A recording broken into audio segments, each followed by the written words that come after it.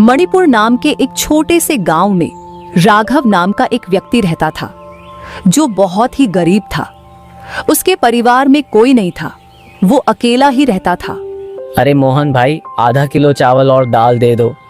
देखो राघव, अब बुरा मत मानना, लेकिन अब मैं तुम्हें कल से कोई अनाज नहीं दे पाऊंगा क्योंकि तुम्हारा मेरी दुकान पर बहुत कर्जा हो गया है।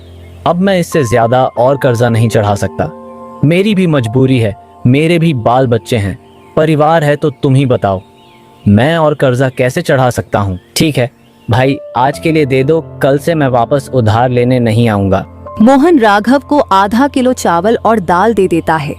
फिर राघव चावल और दाल लेकर अपने घर चला जाता है। फिर ऐसे ही 3 दिन बीत जाते हैं। अब तो खाने को भी कुछ नहीं है, क्या करूं? मोहन भाई की दुकान पर भी कितना कर्जा हो गया है, वो तो अब मुझे एक दाना भी नहीं देगा।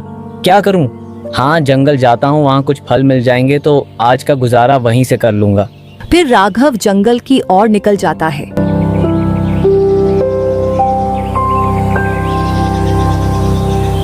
लेकिन राघव पूरे जंगल में घूम लेता है और उसे एक भी पेड़ पर फल नहीं दिखते, तो वो परेशान होकर एक जगह पर बैठ जाता है। हे भगवान, अब मैं क्या करूं? यहाँ तो खाने के लिए भी कुछ नहीं है और मुझे कोई काम भी नहीं मिल रहा। तभी उसकी नजर एक चिड़िया पर पड़ती है, तो चिड़िया अपने जादू से एक फल प्रकट करता है और उसे खाने लगता है। मेरा तो अभी मन ही नहीं भरा, एक और फल खा लेती हूँ, अभी मेरे पेट में बहुत जगह है। चिड़िया फिर से जादू करके एक फल प्रकट करता है और उस फल को खाता है। इस फल को खाकर तो मजा ही आ गया, काफी स्वादिष्ट था, बड़े दिनों बाद ऐसा फल खाया है। और ये सब दूर से राघव खड़ा खड़ा देख लेता है। क्या एक चिड़िया और जादू, ये चिड़िया जादू कर सकता है? हे भगवान, ये कैसे संभव है? वहीं मैं कोई सपना तो नहीं देख रहा हूँ, और ये सिर्फ जादू ही नहीं बल्कि बोल भी रहा है। राघव बेटा, भाग ले यहाँ से, कहीं ऐसा न हो कि ये कोई चिड़िया शैतानी हो जो तुझ पर भी कोई जादू कर दे। तभी राघव वहाँ से भागने लगता है, लेकिन वो चिड़िया राघव को देख लेता है। फिर चिड़िया तेजी से उड़कर वो सीधा राघव के सामने आ जाता है। मैंने कुछ नहीं देखा, मैं जा रहा हूँ यहाँ से, तुम मेरे साथ कुछ मत करना, मैं किसी से कुछ नहीं बोलूंगा। अरे नहीं नहीं, मैं तुम्हारे साथ कुछ नहीं करूँगा। सच में तुम मेरे साथ कुछ नहीं करोगे? हाँ हाँ, मैं तुम्हें कुछ नहीं करूँगा। मैं एक जादुई चिड़िया हूँ, लेकिन तुम यहाँ इतने घने जंगल में अकेले क्या कर रहे हो? मेरे पास खाने को कुछ नहीं था और गांव में भी मुझे कोई काम नहीं दे रहा था, तो मैंने सोचा जंगल में कुछ फल मिल जाएंगे तो उन्हीं से अपना गुजारा कर लूंगा, लेकिन मुझे यहाँ एक भी फल नहीं मिला। अरे बस इतनी सी बात, रुको। फिर चिड़िया अपनी जादू से स्वादिष्ट खाने की प्लेट प्रकट कर देता है। ये लो मेरे दोस्त, तुम ये खाओ, और तुम्हें जिस भी चीज की जरूरत हो तो तुम मुझे बोलो, मैं तुम्हारे सभी इच्छाएं पूरी कर सकता हूँ। फिर राघव और वो चिड़िया दोनों खाना खा लेते हैं। मैं अकेला हूँ, मेरा कोई मित्र नहीं है, ना ही मेरे परिवार में कोई है। क्या तुम मेरे दोस्त बनोगी? मुझे तुम्हारे बारे में सब कुछ पता है।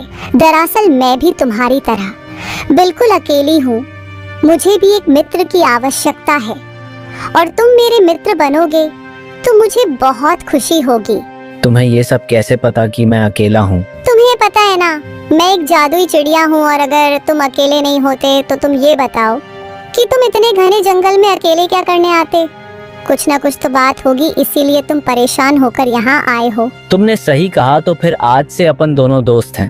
हाँ हाँ, क्यों नहीं मेरे प्यारे मित्र। बहुत नन्हे से हो, इसीलिए तुम अब मेरे नन्हे मित्र हो। शुक्रिया शुक्रिया। राघव और चिड़िया दोनों दोस्त बन जाते हैं और फिर राघव अपने नन्हे मित्र को अपने साथ अपने घर ले जाता है।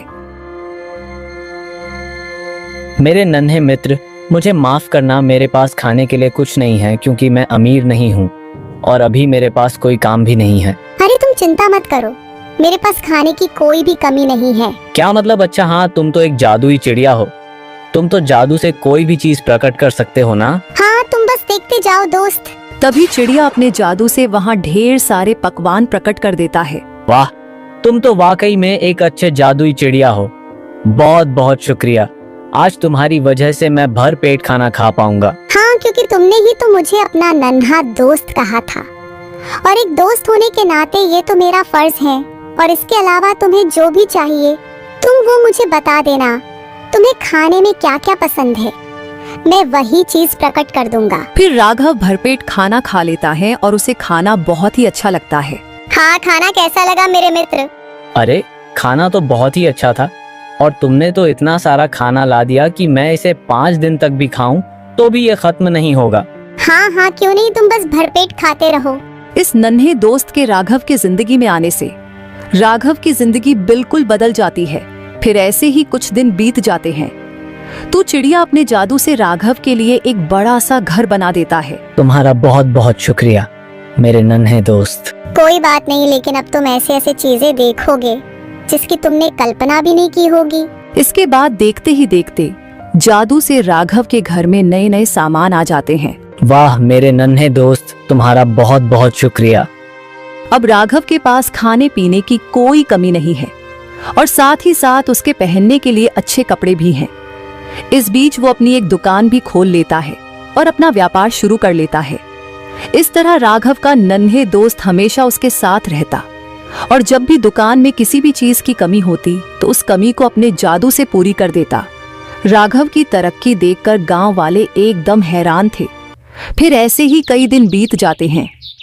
राघव, अब वक्त आ गया है, तुम खेती के लिए एक बड़ी गाय खरीद लो। हाँ ठीक है, गांव का एक आदमी है राहुल, वो गाय खरीदने और बेचने का काम करता है, तो मैं उसी से जाकर बात करूंगा। चलो ठीक है, अब मैं राहुल के पास होकर आता हूँ। फिर राघव राहुल के पास चला जाता है। अरे राघव भाई, कैसे हो तुम? आज कल सब बढ़िया चल रहा है ना? हाँ, बस भगवान की कृपा से सब ठीक चल रहा है भाई। हाँ वो तो है, तो ये बताओ आज तुम्हारा यहाँ आना कैसे हुआ? वो राहुल भाई, मुझे एक बड़ी सी गाय चाहिए थी। अगर तुम्हारी नजर में ऐसी कोई बड़ी सी गाय हो तो तुम मुझे जरूर बताना। हाँ, एक बड़ी गाय है मधु काकी की, वो सब अब शहर में रहने लगे हैं, तो वो यहाँ की उनकी सारी गाय बेचना चाहते हैं, लेकिन वो दाम काफी ज्यादा बता रहे हैं। कोई बात नहीं, मैं वो सारी गाय ले लूंगा, तुम बस काकी से बात करो। हाँ हाँ क्यों नहीं। बात करने के बाद राघव वहां से चला जाता है। वहीं राहुल राघव से जलन होने लगती है। इसके पास इतना सारा पैसा कहाँ से आया? जरूर दाल में कुछ ना कुछ तो काला है। पता करना पड़ेगा कि आखिर इसके पास इतना सारा पैसा कहाँ से आ रहा है। इस आदमी के तो खाने के लाले पड़े हुए थे, पूरा गांव तो इससे कर्जा मांगता था, और आज वो इतना बड़ा सेठ कैसे बन गया? दरअसल राहुल राघव की अमीरी देखकर बहुत जल रहा था। फिर कुछ दिन बाद राघव वो सारी गाय खरीद लेता है, लेकिन राहुल से राघव की अमीरी देखी नहीं जा रही थी। वो अंदर ही अंदर जल भुन रहा था। जरूर राघव कुछ न कुछ तो गलत काम करता है, तभी इनके पास इतना सारा धन आ रहा है। मैं इसका जल्दी ही पर्दाफाश करके सबके सामने लेकर आऊंगा। फिर उसी दिन रात होने पर राहुल चुपके से राघव के घर के पास चला जाता है और चुपके से खिड़की के पास दोनों को बात करते हुए सुनता है। नन्हे मित्र, ये लो तुम्हारा पसंदीदा खाना। ये तो मेरे मनपसंद चेरी हैं। हाँ, तुमने हमेशा मेरी सारी इच्छाएं पूरी की हैं, और अब मेरा वक्त आ गया है कि मैं भी तुम्हारी कुछ इच्छाएं पूरी करूं। मुझे पता है कि मैं तुम्हारी तरह जादू तो नहीं कर सकता, लेकिन ऐसे तो जरूर कर सकता हूँ। तुमने मेरे लिए जितना भी किया है, मेरे लिए उतना ही काफी है। चिड़िया को बोलता देख राहुल एकदम हैरान हो जाता है। वो चुपके से उन दोनों की सारी बात सुन लेता है। अच्छा तो ये बात है, ये एक जादुई चिड़िया है जो बोल सकता है। इसी की वजह से राघव माला माल होता जा रहा है। बेटा राघव, अब तेरे दिन गए और मेरे दिन आ गए। अब मैं बनूंगा इस गांव का सबसे धनी व्यक्ति। अब मैं चुपचाप इनकी ओर आगे की बातें सुनता हूँ, ताकि मुझे इस चिड़िया के बारे में और जानकारी मिल सके, और वैसे भी ये दोनों थोड़ी देर में सो ही जाएंगे, तो मैं क्यों ना इस चिड़िया को आज रात ही अपने साथ चुरा कर ले जाऊं। वहीं चिड़िया और राघव ने अपना खाना खा लिया। चलो, मैं अपने जादू से इन बर्तन को रसोई में रख देता हूँ। चिड़िया जादू करता है, वो बर्तन वहां से गायब हो जाते हैं। फिर दोनों थोड़ी देर बाद सो जाते हैं। चलो अब इस चिड़िया को चुरा लेता हूँ। फिर राहुल चिड़िया को चुराकर अपने घर ले जाता है। राहुल के मन में लालच था। वो सोच रहा था कि इस चिड़िया को पाकर उसे सारी खुशी मिल जाएगी। चलो जल्दी से जादू करो और यहाँ सोने और चांदी के सिक्के का ढेर लगा दो। लेकिन चिड़िया कुछ नहीं बोलता। वो बस उसे देखता रहता है। अरे क्या देख रहा है? तुझे अपनी जान प्यारी नहीं है क्या? चल जल्दी से जादू कर वरना। नहीं, मेरा जादू सिर्फ अच्छे लोगों के लिए है, तुम जैसे लालची और बुरे लोगों के लिए नहीं। तुम सिर्फ लालची इंसान ही नहीं बल्कि एक बुरे इंसान भी हो, क्योंकि तुम किसी दूसरे प्राणी की जान लेने की सोच रहे हो। अपनी बकवास बंद कर और अपना जादू कर, वरना मैं तुझे जिंदा नहीं छोड़ूंगा। मैं तुम्हारी धमकियों से नहीं डरता। राहुल के कई बार बोलने पर भी चिड़िया नहीं मानता, तो राहुल चिड़िया को मार देता है। तू मेरे लिए जादू नहीं कर रहा था ना? अब देखता हूँ राघव के लिए कैसे जादू करता है। इसके बाद राहुल चिड़िया को लेकर वापस राघव के घर में रख देता है। वहीं राघव को कुछ भी पता नहीं चलता। मेरे नन्हे मित्र, तुम नीचे क्यों सो रहे हो? लेकिन चिड़िया कोई जवाब नहीं देता, तो राघव चिड़िया को हाथ में उठा लेता है। नहीं नहीं, ऐसा नहीं हो सकता। राघव बहुत देर तक रोता है, लेकिन अब कुछ नहीं हो सकता था। फिर थोड़ी देर बाद वो चिड़िया को लेकर उस जंगल में वापस आता है। नन्हे दोस्त, तुम मुझे इस जंगल में मिले थे और अब इसी जंगल में मैं तुमसे अलविदा ले रहा हूँ, जो कि मेरे लिए बहुत ही बुरी बात है। ये कहकर राघव फूट फूट कर रोने लगता है। तभी वहाँ पर माँ दुर्गा प्रकट हो जाते हैं। रो नहीं पुत्र। हे माँ दुर्गा, आप यहाँ पर? तुम जिस चिड़िया के लिए रो रहे हो, उस चिड़िया को मैंने ही अपनी दिव्य शक्ति से बनाया था। माँ दुर्गा, आप ये क्या बोल रहे हो? हाँ, वो चिड़िया बाहर की जिंदगी का अनुभव लेना चाहता था, इसीलिए मैंने उसे जंगल में छोड़ दिया था, ताकि तुम्हारे जैसा कोई अच्छा व्यक्ति उसे मिले। लेकिन इस दुनिया में बुरे लोगों की कमी नहीं है। देखो, किसी बुरे इंसान नहीं इसकी ऐसी हालत की है, और वो बुरा इंसान और कोई नहीं है, तुम्हारे गांव का राहुल ही है। क्या छोड़ूंगा नहीं मैं उसे? तुम चिंता मत करो, उसे अपने कर्मों की सजा जरूर मिलेंगे, परंतु इससे पहले तुम इस चिड़िया को दोबारा जिंदा करने के लिए इसकी सहायता करो। क्या ऐसा हो सकता है माँ? हाँ, ऐसा हो सकता है। इस चिड़िया को वापस जिंदा किया जा सकता है, लेकिन तुम्हें उसके लिए महापुर की पहाड़ी की चोटी पर जाना होगा। वहाँ एक जादुई नदी बहती है, तुम्हें उस नदी का कमल का फूल लेकर आना होगा। लेकिन याद रखना, वहाँ पहुँचना इतना आसान नहीं है, तुम्हारी जान भी जा सकती है। मेरे नन्हे दोस्त ने मेरे लिए कुर्बानी दी है, और अगर मुझे उसे जिंदा करने के लिए खुद की कुर्बानी देनी पड़े तो मुझे मंजूर है। और आज मैं जो कुछ भी हूँ मेरे नन्हे दोस्त की वजह से ही हूँ, इसीलिए मैं इसके लिए कुछ भी कर सकता हूँ। तुम्हारे मुंह से ये बात सुनकर मुझे बहुत खुशी हुई। अब मुझे अच्छे से मालूम हो गया कि मेरा दिव्य चिड़िया एक अच्छे इंसान के हाथ में था। ठीक है, अब तुम जल्दी करो, जल्दी जाओ। मेरा आशीर्वाद सदा तुम्हारे साथ है, तथास्तु। फिर राघव जल्दी से पहाड़ी की ओर निकल पड़ता है और अपने साथ खाने पीने का सामान भी ले गया। लेकिन उसने जैसा सोचा था वैसा होता नहीं है। उसे इस यात्रा में 6 दिन लग गए। अब क्या करूं? खाने का सारा सामान तो खत्म हो गया और अभी तक मैं वहां पहुंचा भी नहीं। हे भगवान, मेरी मदद करना ताकि मैं अपने नन्हे दोस्त को बचा सकूं। फिर ऐसे ही चलते चलते रात हो जाती है। राघव भगवान का नाम लेता हुआ आगे बढ़ता रहता है।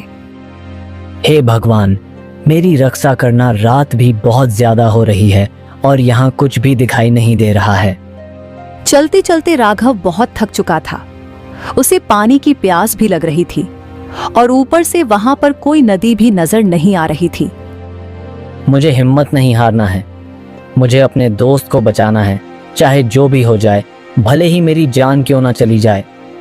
राघव खुद को संभालता है और आगे बढ़ जाता है। वो सारी कठिनाइयों का सामना करता है और सफर में आगे बढ़ता रहता है। जल्दी जल्दी सुबह हो जाती है। राघव खुद को संभाल नहीं पाता है। वो चक्कर खाकर गिर जाता है। पानी पानी पानी। थोड़ी देर बाद राघव को होश आता है और वो हिम्मत करके फिर से आगे बढ़ता है। थोड़ी देर चलने के बाद राघव को एक नदी दिखाई देती है। अरे ये तो वही नदी है।